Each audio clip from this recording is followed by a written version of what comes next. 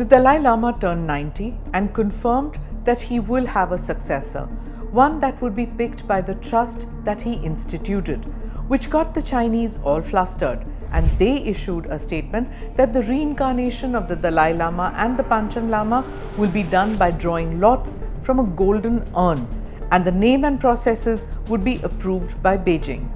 Obviously, the followers of the Dalai Lama have rejected the Chinese claim.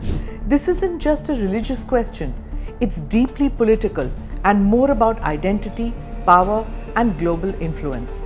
So, can there be two Dalai Lamas, one approved by the Chinese and one picked by the trust? Traditionally, there's only been one Dalai Lama at a time, recognized as the reincarnation of the previous one. This is Quick Take, your quick guide. I'm Smita Prakash.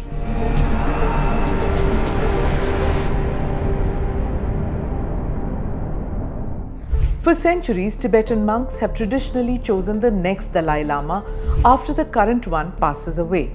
The process involves signs, visions, oracles, and spiritual tests. But this time, the current Dalai Lama is changing that. He's alive and well, and he wants to decide how the next one will be chosen. He's clearly said that the institution will continue. He's also hinted at where the next Dalai Lama might be born. In the free world. That's a strong message. Not in China, not in Tibet under Chinese rule. Why does this matter? Because China wants control. Beijing says it has the final say in picking the next Dalai Lama.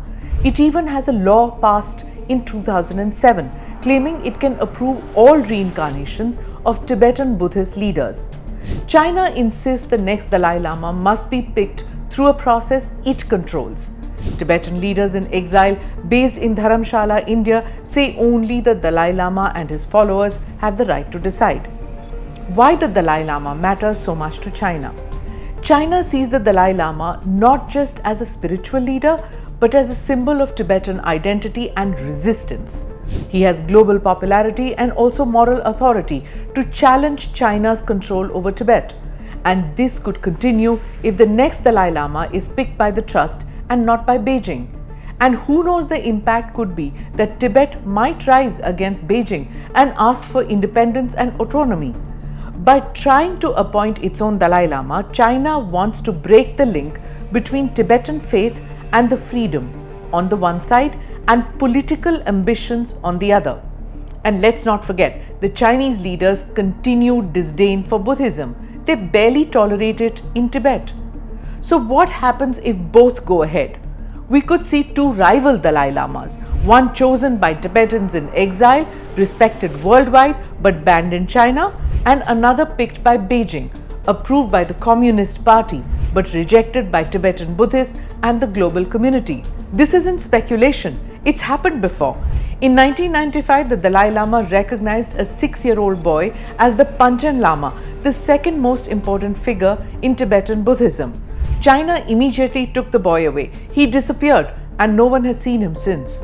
Beijing then appointed its own Panchen Lama, a choice widely rejected by Tibetans. That event changed everything, and it's why this time Tibetan leaders fear a repeat. What's India's stand? India has hosted the Dalai Lama for over 6 decades. Dharamshala is home to the Tibetan government in exile. In fact, these are the rare visuals from our archives of the Dalai Lama entering India in March 1959. Meanwhile, last week India's Minister Kiran Rijiju made it clear only the Dalai Lama and his institution can pick his successor, not China. But in real terms, India's options are limited. China controls Tibet, which borders India across 3,500 kilometers and borders regions in Ladakh, Himachal Pradesh, Arunachal Pradesh and Sikkim.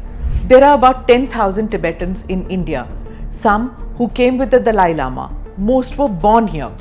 The best option for India would be to maintain strategic ambiguity about the selection of the next Dalai Lama. And what about the United States? America passed a law in 2020 called the Tibetan Policy and Support Act.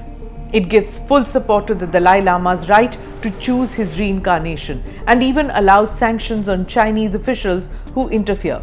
So this is not just a religious debate, It's a geopolitical fault line between China, India, and the US. And at the heart of it is a simple question: can Beijing control Tibetan Buddhism? The Dalai Lama once joked, if there are two Dalai Lamas, one chosen in free land and one by China, no one will respect the fake one. But for Tibetans inside Tibet, in all likelihood, they would be forced to follow the Chinese appointed figure.